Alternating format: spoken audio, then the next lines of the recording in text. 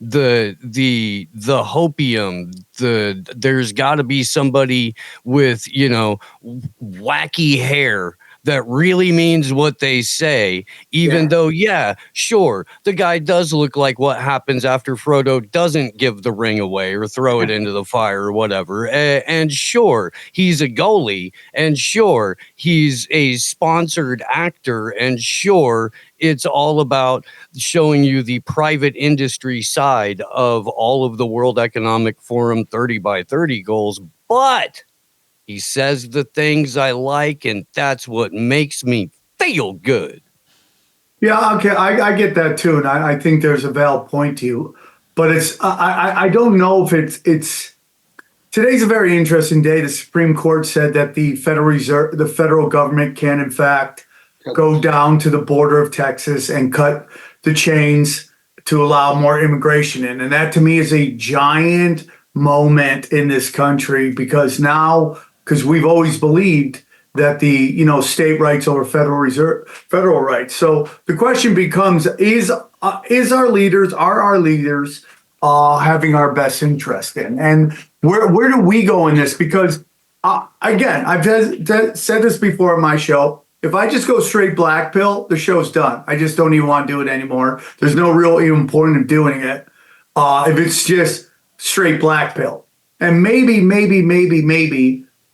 a little hopium is what people need to not completely give up, bend over, and take it. I don't know, because I totally agree with you, Steve. But let's give him the honest hopium, Sam. Let's not lie to him about that. Let's show him a way out. Let's show him counter economics. Let's show him parallel systems. Let's not show him, oh, here's the other side of the World Economic Forum. The black pill is a fucking psyop, my friend. I think we all agree about that. Yeah, I agree with that. Well, that's why I got a lot of my friends on here that are exactly doing that. Mike Binder is creating a whole system in which comedians can really put out their own comedy. I don't know how deep into that conversation he wants to get into, but Mike, I will say, thanks for saying that, Sam. But I will also say, and I liked what everyone's saying and what Kathy was saying. We're at this time when we hear a lot of whining about the mainstream media, but they really don't have much power anymore. No. It's really just kind of dried up stream because podcasts and look at there's just so many ways to tell other stories, and we're in an era where we're going to change culture with new things. I'm about to make a movie with the company that made Sound of Freedom, and they made that's the most profitable movie of last year, and it had the most effect of any movie of last year because everything else was just the same old drivel. And we talk about on the culture, and they've got their own distribution to the point where the studios have all come to them and have courted them, said, how can we distribute your movies?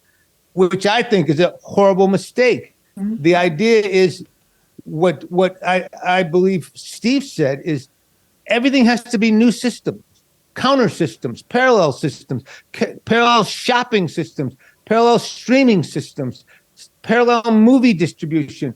I love Dave Smith and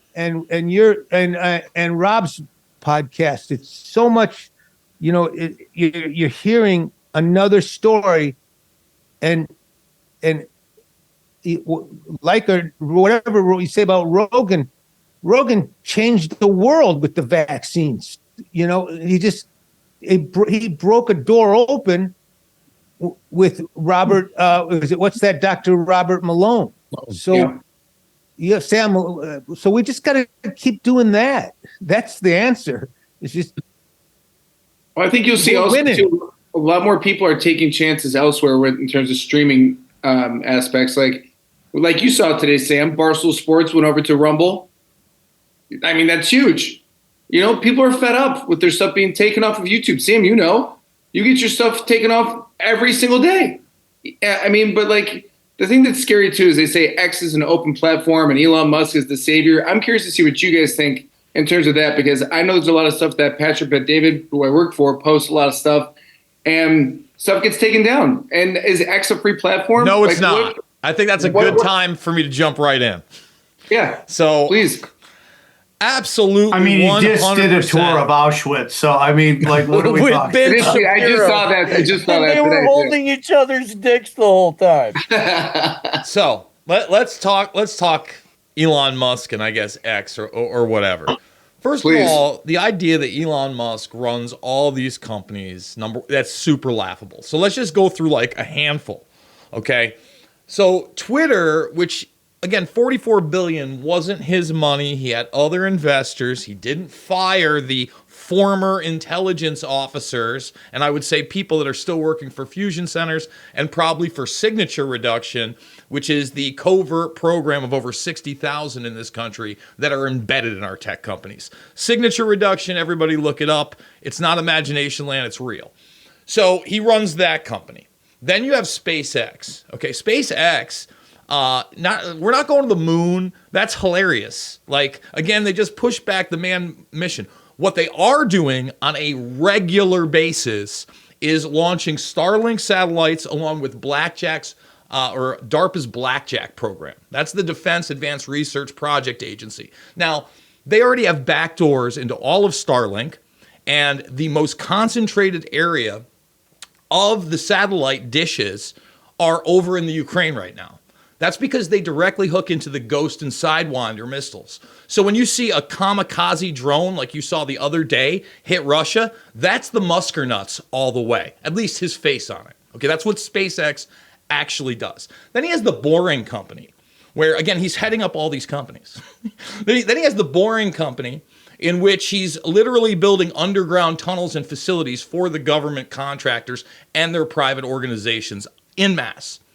Then let's get into Tesla, which is not a car company. Again, imagination land. This is a subsidized, picked winner of a company where we had EVs before, right? He just had to recall all 2 million of them. Think about any real capitalist system where you have to recall every single one of your product. You're out of business. That's oversauce. But what Tesla really does is they also build automation. So they're building the first humanoid robot, Optimus, but that's not as dark as it gets. Musk made more money than any other billionaire out there during COVID. You know how he did that? Tesla, the car company, partnered with CureVac, and they made the mRNA bio-nano microfactories where they printed up the hate and lies shots. So the vast majority of those shots were actually printed up by Musk himself. Now, Let's just take Twitter for an example of a free speech platform. You know how you make it free speech tomorrow? If I follow you and I'm on the following tab, your tweet comes up. It's in a timeline. If you posted at 9 a.m., that tweet is before the 10:30 a.m. tweet I see. It'd be that simple, right? There'd be no algorithms, no breaking of the rules, yet that's still not in place. Shadow banning is in place, and he put Linda Yaccarino, just as kind of like a subtle fuck you to everybody, as the head of the organization. Now, I could go way deeper than what I just did. However, James, maybe you want to take it from here and maybe kind of expound upon Elon, please. Why don't we expound on the PayPal mafia and some of Musk's old colleagues? Because Rumble, who's behind Rumble again? Oh yeah, Peter Thiel. Don't worry, guys. Peter Thiel is funding Rumble. You can put all your content there. Here, you don't like YouTube? Go into this little rat trap we've created over here. What can I say? Look up my Elon Musk Carnival Sideshow Barker podcast I did. But Jason, you've been doing well. Thank you, sir. Listen, let's talk about Thiel really quick too. All right, because I think that's really important. You know, Thiel, not only in the Trump administration, but also a heavy guy in Facebook as it came up, became one of these technopolies. All right, then he's in Palantir. Okay. Which is the surveillance software not only our government uses, but all these governments that we're involved in via Five Eyes and other organizations as well, use as well and share information.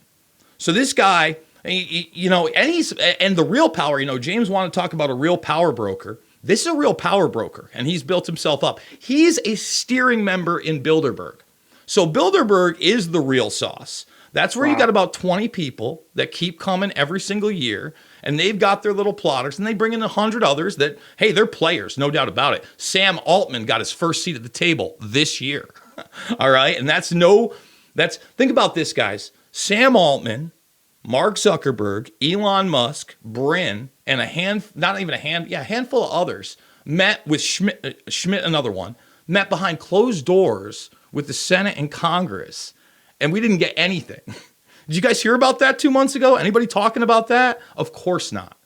So listen, all this stuff is open information. Everybody can Google it or look it up anywhere else. It's there. It's just not amplified.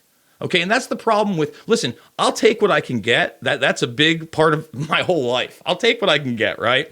So the way that you do that is you still use these systems, right, James? Like you use Rumble when you can.